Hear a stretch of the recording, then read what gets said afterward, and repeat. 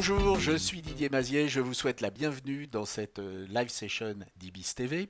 Nous allons cette semaine nous intéresser aux extensions de Chrome. Alors lorsque vous êtes sur votre navigateur Chrome, vous avez dans la fenêtre la possibilité d'aller voir les extensions.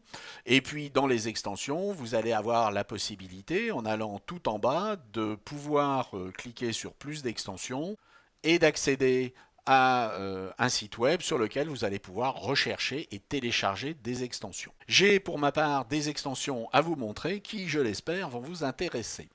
Premièrement, nous avons une extension qui s'appelle WhatFont. Et lorsque vous cliquez sur WhatFont, vous allez pouvoir vous promener sur une page. Au fur et à mesure, vous allez pouvoir afficher les polices de caractères dans lesquelles ces textes ont été mis en forme.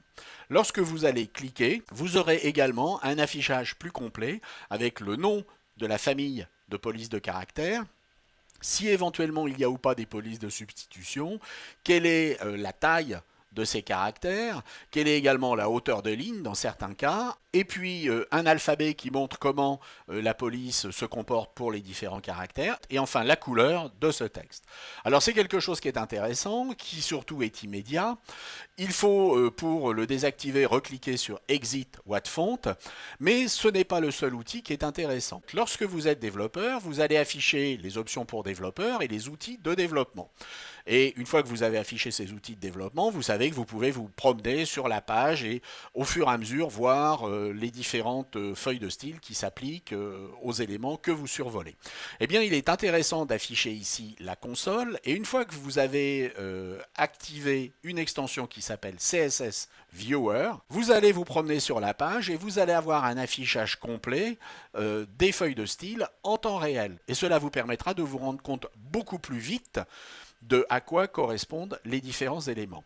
Et puis si vous faites un clic droit et que vous allez dans CSS Viewer Console, vous pouvez descendre sur element.simple CSS Definition et à ce moment-là, une fois que vous aurez cliqué, dans la partie basse, vous avez en bas un affichage complet de la CSS et des différents éléments qui vont s'appliquer au texte. Alors c'est quelque chose qui est beaucoup plus rapide que le système traditionnel et ça peut vous faire gagner énormément de temps. Pour le désactiver, bien entendu, il faut recliquer sur le bouton.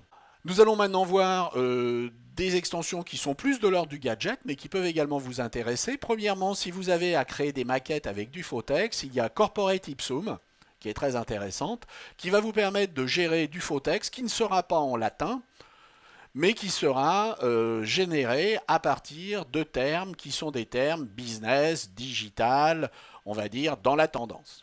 Donc c'est quelque chose d'intéressant.